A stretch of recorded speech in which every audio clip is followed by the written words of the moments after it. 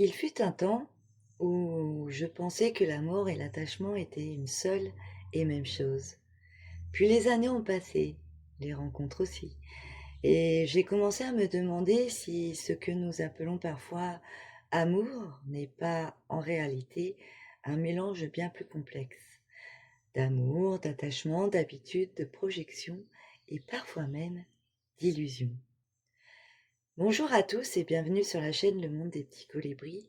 N'hésitez pas à donner de la force à cette chaîne en faisant un geste gratuit qui fait toute la différence dans l'algorithme. Aujourd'hui, j'avais envie de partager avec vous cette réflexion. Aimer et s'attacher, est-ce vraiment la même chose?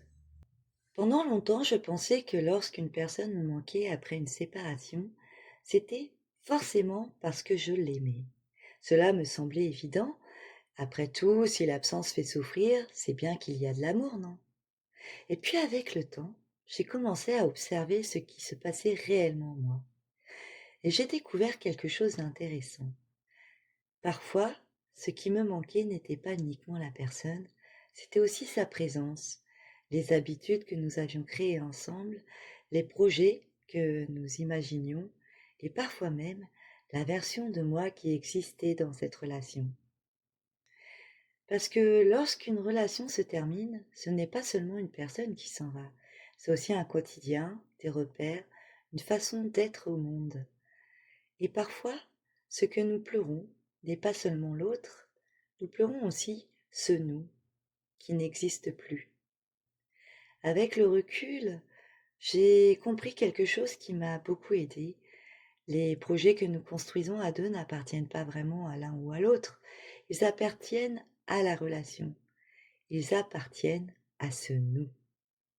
Et lorsque la relation s'arrête, il est naturel que certains projets s'arrêtent également. Cela ne veut pas dire que notre vie s'arrête, cela signifie simplement qu'un chapitre se referme. Mais il y a une autre chose que j'ai découvert au fil de mes expériences, une chose dont on parle finalement assez peu, l'idéalisation. Parce qu'il m'est arrivé de croire que j'aimais profondément certaines personnes, et avec le recul, je me suis aperçue que j'étais parfois aussi attachée à l'image que j'avais construite d'elles, à leur potentiel, à ce qu'elles pourraient devenir, à ce que nous pourrions construire ensemble, à l'histoire que je m'étais racontée.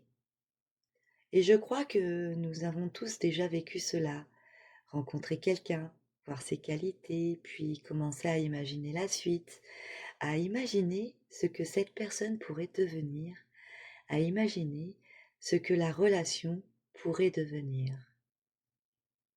Et parfois, sans nous en rendre compte, nous tombons amoureux d'une possibilité plus que d'une réalité. Avec le recul, je me rends compte que l'idéalisation peut être un filtre qui modifie notre regard, qui nous pousse à minimiser certains comportements, à les justifier ou à leur trouver des excuses. Parce qu'au fond, nous continuons à regarder l'autre à travers l'image que nous avons créée, et parfois, cette image est tellement belle qu'elle nous empêche de voir clairement ce qui est pourtant juste devant nous.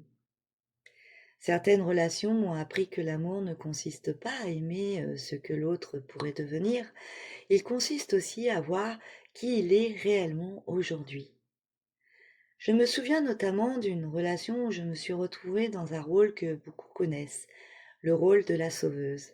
J'étais dans l'aide, dans la compréhension, dans l'accompagnement, dans l'espoir que certaines choses évoluent. Et avec le recul, je me suis aperçue que je regardais davantage le potentiel de cette personne que ce qu'elle me faisait réellement vivre au quotidien. Alors à force de croire à ce qui pourrait être, j'acceptais parfois ce que je n'aurais jamais dû accepter. Et je crois que c'est là que l'on touche à une différence importante. L'amour peut accueillir les imperfections, mais l'idéalisation peut nous faire tolérer ce qui nous abîme.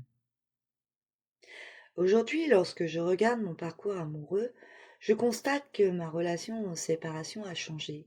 Je souffre moins qu'avant, non pas parce que j'aime moins, mais parce que je regarde les relations différemment. J'ai compris que les personnes que nous aimions ne nous appartiennent pas.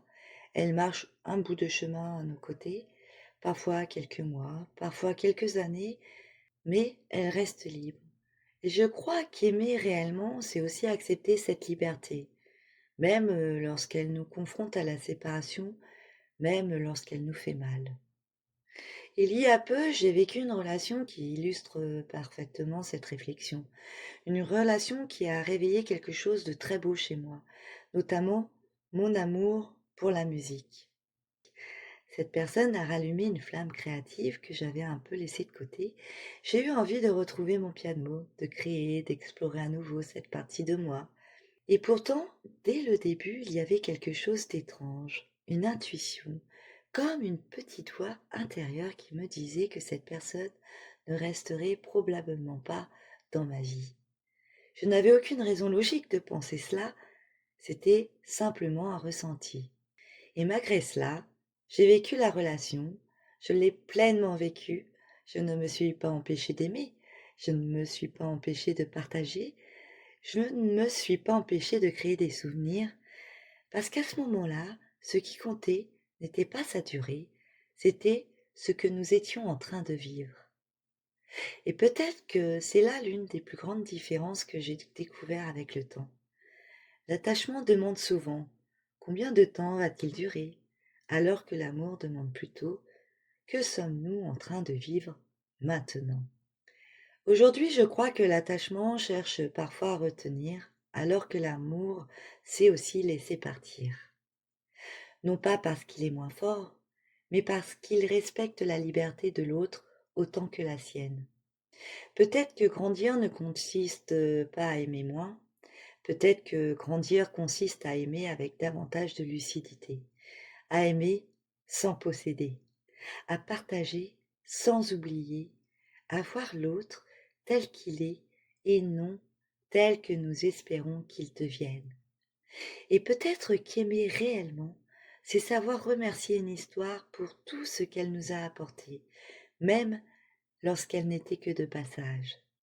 Et vous, avez-vous déjà confondu amour et attachement? Ou aimer quelqu'un tout en sachant qu'il ne ferait peut-être qu'un passage dans votre vie?